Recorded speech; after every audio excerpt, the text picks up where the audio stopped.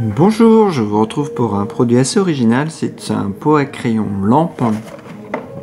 Donc, hop, ça arrive dans ce carton, hein.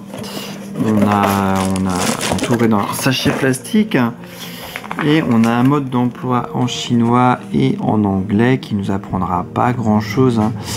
Donc la lampe est donnée à 310 lumens, j'ai aucun moyen de vérifier ça. Le chargement c'est à peu près 3 heures, alors là du coup je suis déjà en 3h30 sur un port USB et c'était pas fini, donc ça met un peu plus longtemps. Et à l'inverse c'est annoncé 5 heures à forte puissance, 10 heures à moyenne puissance et 15 heures en plus faible luminosité.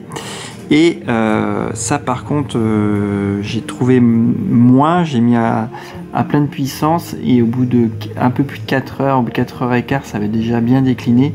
Donc on va dire au bout de 4 heures, alors c'est progressif, on voit pas forcément tout de suite que ça décline. Par contre au bout de 4 heures et 15 minutes, on voyait vraiment là que ça avait décliné, il n'y avait pas d'hésitation.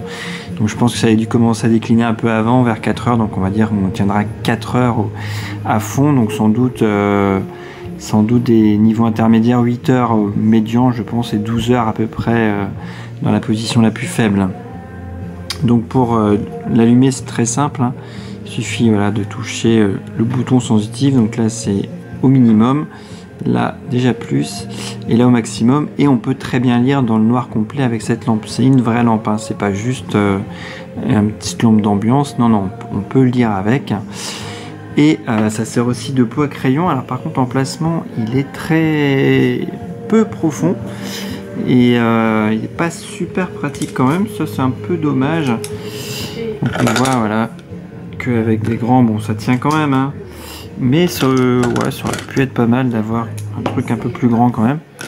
Donc on met quelques crayons, là on en a combien, 2, 4, 6, 8, 9, on voit que ça passe, hein. Et la lampe se bouge un peu comme on veut.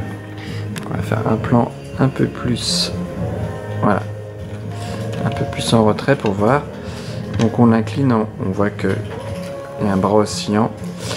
Donc le tout est assez léger puisque le pot fait que 220 grammes. On voit que du coup le poids des crayons pèse un peu, tendance un peu à le faire pencher. Donc si on le touche par mégarde, on risque peut-être de le faire basculer un peu. Bon, pas non plus énorme.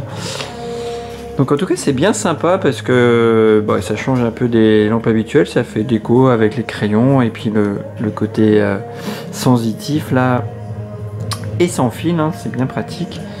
Donc on va dire grosso modo 4 heures pleine puissance et sans doute pas loin des 4 heures en chargement.